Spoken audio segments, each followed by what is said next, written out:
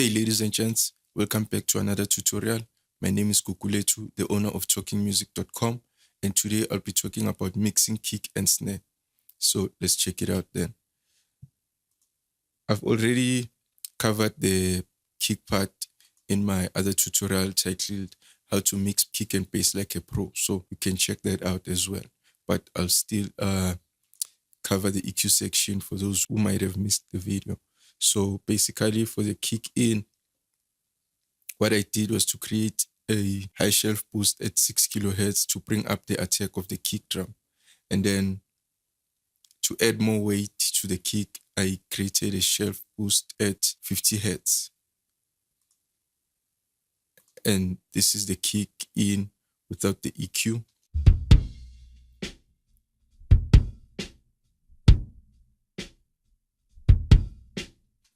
And this is the kick in with the EQ.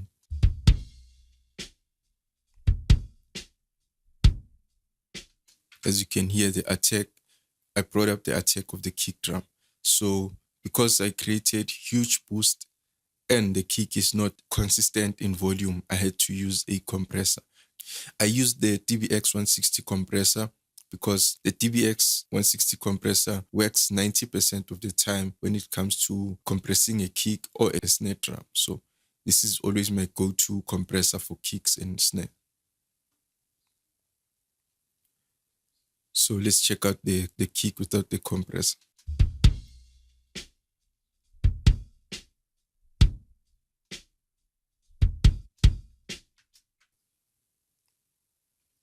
And this is with the compressor.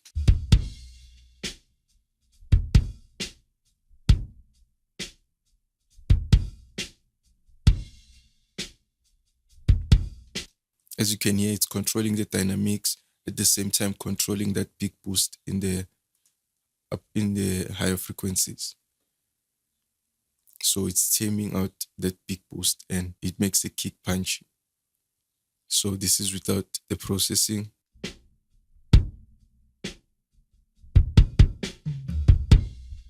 And this is with.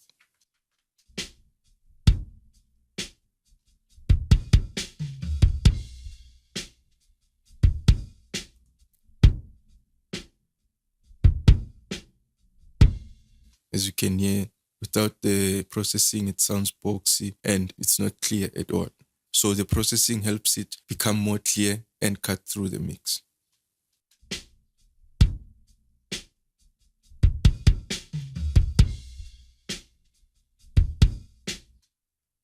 And then let's move on to the kick out. For the kick out, I created a huge boost at 6 kilohertz, a shelf boost, and then another boost at 800 hertz to bring up the punch of the kick. This will help it become audible in small speakers, earbuds, or someone who's listening on headphones. And then a cut at 500 hertz to bring out the muddiness with a very narrow Q factor. And then to add weight, I boosted at 50 hertz. And this is the kick without the EQ.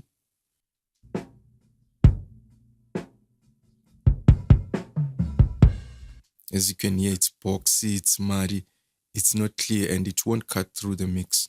So with the EQ,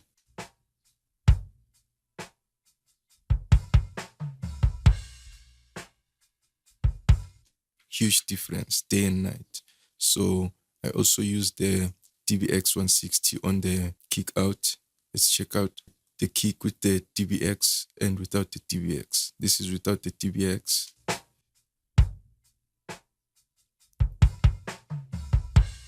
And this is with.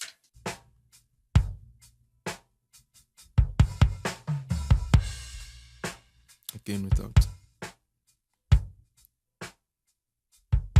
And then with.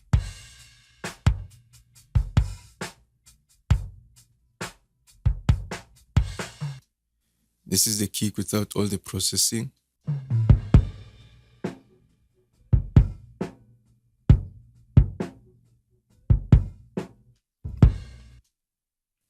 And then with.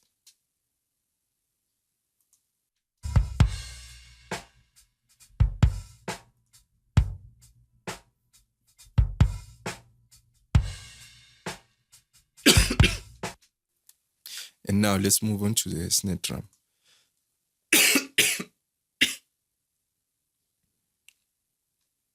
For the snare, I added the Slate Digital virtual channel, which adds saturation, and then I use the CS lift. Let's check it out without, let me disable the other plugins. This is without this Slate Digital plugin. Let me solo the snare.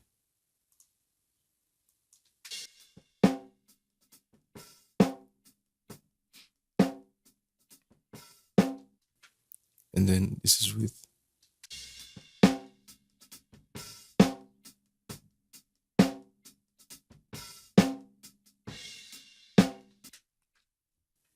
Day and night.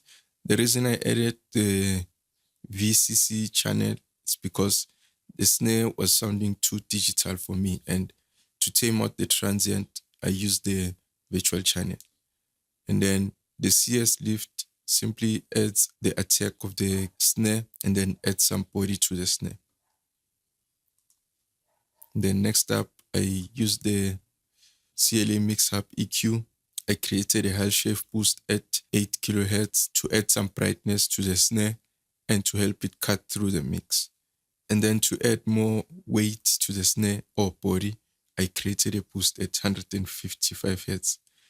And that's it. Let's check it out without the CLA Mix-Up.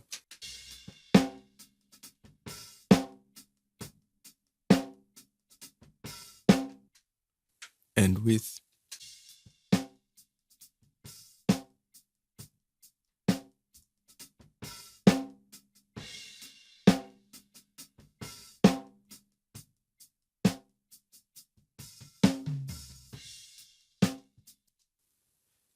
And there is a volume difference because I did cut, let me put it at 0 so that you can be able to hear the difference without the volume affecting the before and after, so that you can have a fair comparison. This is without.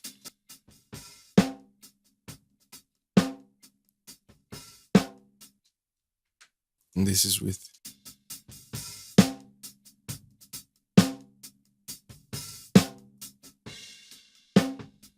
Boxy and brighter.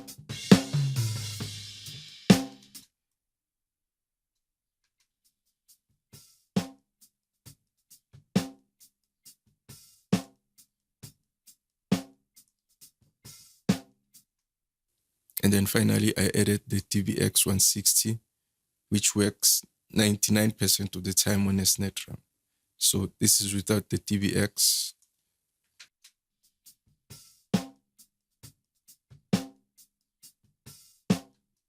And this is with.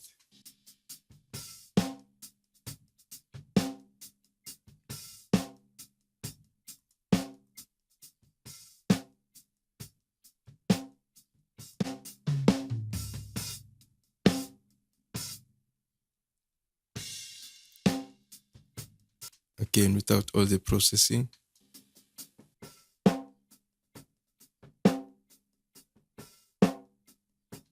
As you can hear, it sounds choked and dull. So to give it more life,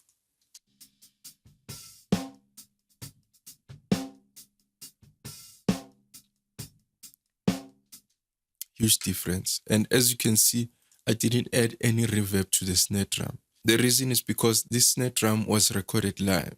If I add a reverb on this snare drum, the hi-hats are also going to get affected, and the other drum sounds that are in the microphone bleed of the snare. So what I do is to add a on-the-room microphone. That's another trick that you need to use to make sure that you get a really punchy snare drum. Now, if you want to learn more about using reverb on drum sounds, then you can check out my previous video, which is titled Abbey Road Reverb Trick. You'll learn more about this reverb effect. And that's it for mixing kick and snare. But if you have a sampled snare drum, then you can try adding reverb on it. Okay, that's it for today. If you enjoyed the tutorial, please smash the like button. Don't forget to click subscribe if you haven't done so, and then click the notification bell so that YouTube can notify you every time I upload a new video. For more tutorials that go in detail, then you can check out talkinmusic.com/books. That's where you'll find more detailed tutorials about mixing and other stuff as well. We'll talk again tomorrow. Cheers.